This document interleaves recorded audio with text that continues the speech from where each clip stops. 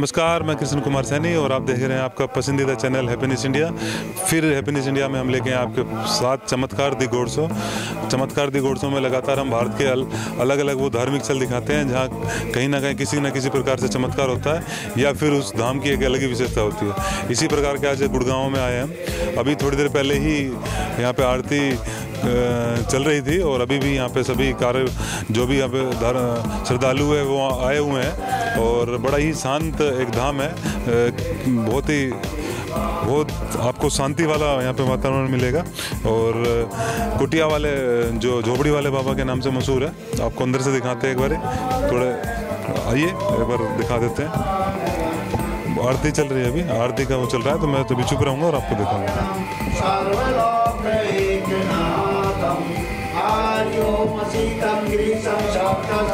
तो आरती चल रही है यहाँ पे लगातार। ये वो पुराना स्थल है जो झोपड़ी वाले बाबा का झोपड़ी वाला पुराना स्थान है। यहीं पे जो सबसे पहले इस धाम की शुरुआत हुई थी, तो इसी झोपड़ी के उससे शुरुआत हुई थी।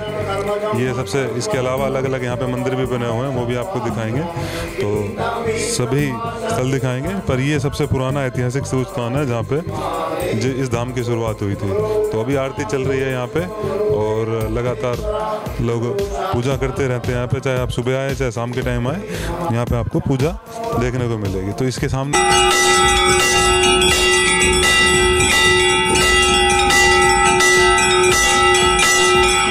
तो मेरे साथ यहाँ एक सज्जन मौजूद हैं, वो धर्म स्थल की विशेषता बता रहे हैं। तो क्या बता रहे थे आप, थोड़ा बताइए। देखिए, ये स्थान 400 साल पुराना है और ये बाबा झोपड़ी वाले की जिंदा समाधि है, चेतन समाधि है और इनकी बहुत महिमा है। आसपास 12 गाँव का मंदिर है ये और इनकी शुरुआत खोरी से हुई थी। ठीक है, जिंदा समाधि का क्या मतलब है? कि जिंदा का मतलब जिंदा ही उन्होंने ना समाधि ले ली थी, जिंदा ही बैठ गए थे। वो सिद्ध महात्मा है। कितने साल पुराना मंदिर है? ये 400 साल पुराना इनका इतिहास है। अंग्रेज समय से पहले ही ना उनका। आप इसी गाँव के निवासी? हाँ, मैं इसी गाँव का हूँ और ये धूना है उनका। बाबा झोपड़ी वाले के नाम से जानते हैं। और ये प्राचीन शिव मंदिर है, ठीक है। बाकी नीचे गुफा है। अच्छा, इसके नीचे गुफा भी है? हाँ, इसके नीचे गुफा है जहाँ साधु संत तप किया करते थे। वो कैसे जाया जाएगा? तो गुफा बता रहे हैं, तो गुफा में चल के देखते हैं। थोड़ा अंधेरा होगा आज, लाइट की व्यवस्था। अच्छा, आइए देखते हैं। जो पुरानी गुफा, जहाँ 400 साल पुरानी गुफा बता रहे हैं, जहाँ पुराने साधु संत तपस्या किया करते थे। ये गुफा है। तो ये गुफा है जो हम आपको दिखा रहे हैं। महात्मा जी तप किया करते थे। ये उनका धूना है। अच्छा।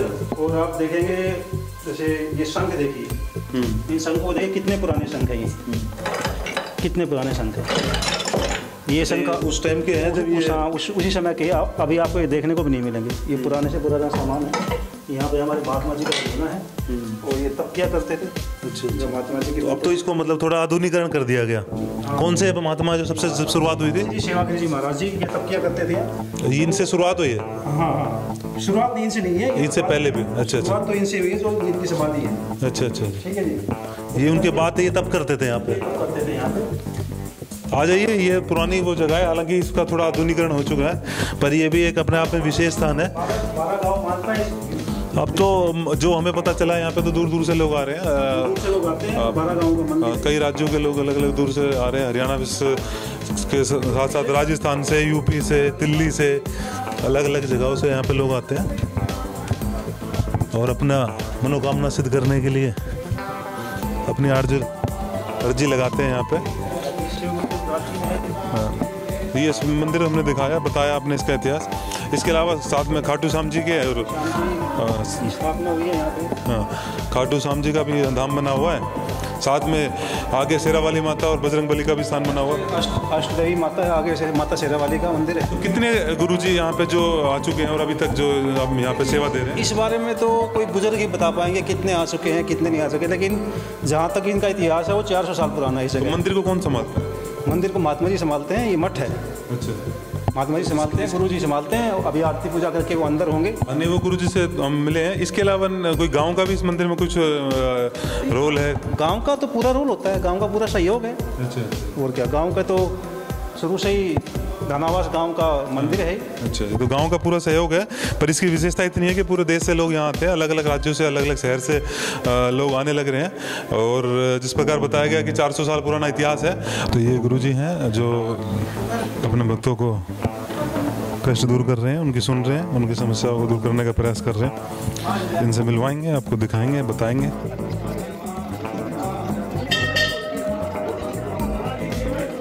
बिल्कुल प्राचीन मंदिर है, वो भी मैं आपको दिखा देता हूँ। शिव मंदिर है, आ जाइए। यहाँ अभी 2 मिनट पहले यहाँ पे आरती हुई है। आरती के बाद अब जो मुख्य यहाँ के गुरु हैं वो अंदर चले गए हैं। वहाँ श्रद्धालुओं को अपनी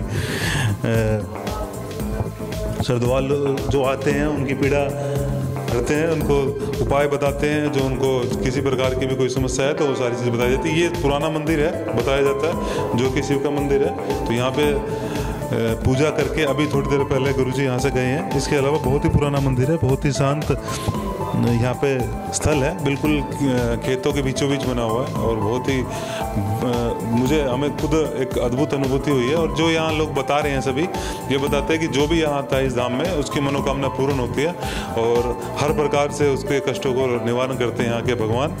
और साथ में उनके जो भी जितने भी रोग है, खासकर ये स्थल जो बना हुआ है और रोगों को दूर करने के लिए बना हुआ है। बिल्कुल शांत है, बिल्कुल आपको यहाँ पे आएंगे, सुबह आओ या शाम के टाइम आओ तो आपको चहल पहल मिलेगी और कुछ ना कुछ अच्छा देखने को मिलेगा। साथ में यहीं पे एक और जो शिव शंकर का मंदिर बना हुआ है, वो भी मैं आपको दिखा रहा हूँ। देखिए, तो ये आपको दिखा रहा हूँ मैं खाटू अपना, जो मैं आपको दिखा रहा हूँ कुटिया वाला जो झोपड़ी वाले बाबा है गुड़गांव के अंदर। गुड़गांव के पटौदी पे जाएंगे जब, रास्ते में एक गांव है, वहाँ पे ये तीर्थस्थल पड़ेगा। तो इसके अलावा यहाँ पे अलग अलग और भी क्षेत्र हैं जहाँ पे आप आके आप इधर भी खाटू श्याम जी का धाम बनाया हुआ है। आगे आएंगे तो यहाँ पे या माता सिरावाली का धाम बनाया हुआ है। तो हम भी यहाँ पे माथा टेकेंगे, क्योंकि भगवानों का जितना आशीर्वाद लिया जाए उतना कम है। तो ये पूरा यहाँ पे अच्छा, बहुत ही शांत, मतलब मंदिर का माहौल इतना प्यारा है कि यहाँ देख के अपने आप मन के अंदर एक अलग ही आपको एक शांति मिलेगी और आपके अंदर से एक ऐसा महसूस होगा कि हमें अपने धार्मिक, हमारे सनातन धर्म के साथ जुड़ना चाहिए।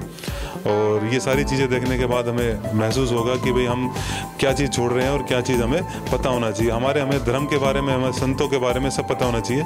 इसके अगली जो कड़ी है, इसमें मैं आपको बताऊंगा कि जो हमारे संत महात्मा है वो किस प्रकार कैसे संत बनते हैं, क्या उनका जीवन होता है, उस सबसे मैं परिचय कराऊंगा आपका। साथ ही आपको बताऊंगा कि बहुत सारे लोग इस चीज़ में जो विश्वास नहीं करते हैं या जो करते हैं कुंडली के ऊपर कि ग्रहों की क्या दशा होती है, किस प्रकार हमारी जो सनातन धर्म की परंपरा में हमारी हाथ की हस्त रेखा और हमारी जन्म जब होता है उसकी कुंडली किस प्रकार हमारे भाग्य को निर्धारित करती है, उसको हमारे संत महात्मा और हमारी कुंडली ये किस प्रकार से मानते हैं और कितना इसका प्रभाव पड़ता है हमारे जीवन पे, ये सारा जानने का प्रयास करेंगे हम यहाँ के संतों से और अलग अलग जगह के संतों से भी इसके बारे में पता लगाएंगे। तो चमत्कार को आप देखते रहिए, दी घोड़ शो को देखते रहिए। ऐसे अलग अलग क्षेत्रों को, अलग अलग धार्मिक स्थल को हम दिखाएंगे। ये एक बहुत ही शांत और एक बहुत ही महत्वपूर्ण स्थल हमने दिखाया आपको। ये झोपड़ी वाले बाबा के नाम से जाना जाता है। तो पटौदी रोड पर जाएंगे अब, जब उससे बीच में पड़ता है ये धाम, और बहुत ही शांत और बहुत ही अच्छा धाम है। मैं आपको दिखा रहा था जो झोपड़ी वाले बाबा जी का धाम है दानावास गाँव में, गुड़गांव के अंदर, उसकी विशेषताएं दिखा रहा था। साथी से भी मैंने मिलवाया। अभी बहुत कुछ बाकी है, वो सारी चीज़ें मैं दिखाऊंगा आपको। यहाँ के संत से भी मिलवाऊंगा और संतों का जो अभी तक का यहाँ का इतिहास रहा है वो भी आपको बताऊंगा। उस चीज़ के लिए आपको हमारे साथ बने रहना पड़ेगा। अगले सेक्शन के अंदर तरीके से आपको सिलसिलेवार तरीके से सारी चीज़ें दिखाएंगे और यहाँ के और भी जो भक्त हैं जो दूर दूर से आते हैं उनसे भी आपको मिलवाएंगे। किस किस लोगों का कैसे कैसे कष्ट दूर हो रहा है, कौन कौन रोगी यहाँ पे आते हैं और क्या क्या उनको इलाज मिला है, वो भी आपको बताएंगे। इसके अलावा जो संत समाज का इतिहास है, जो लोगों का मानना है कि संत कैसे बना जाता है, किस प्रकार से लोग संत बनते हैं, क्या वो ऐसे ही नॉर्मल कोई भी आदमी संत बन सकता है, वो भी हम आपको बताएंगे। और साथ में आपका जो मैं बता रहा था कि कुंडली से जुड़ी हुई चीज़ें, वो भी हम आपको बताएंगे। ये सारी चीज़ों के लिए आपको हमारे साथ जुड़े रहना पड़ेगा। अगले सेक्शन में हम आपको सारी चीज़ें दिखाएंगे। तब तक के लिए बने रहे हैप्पीनेस इंडिया के साथ। जय हिंद।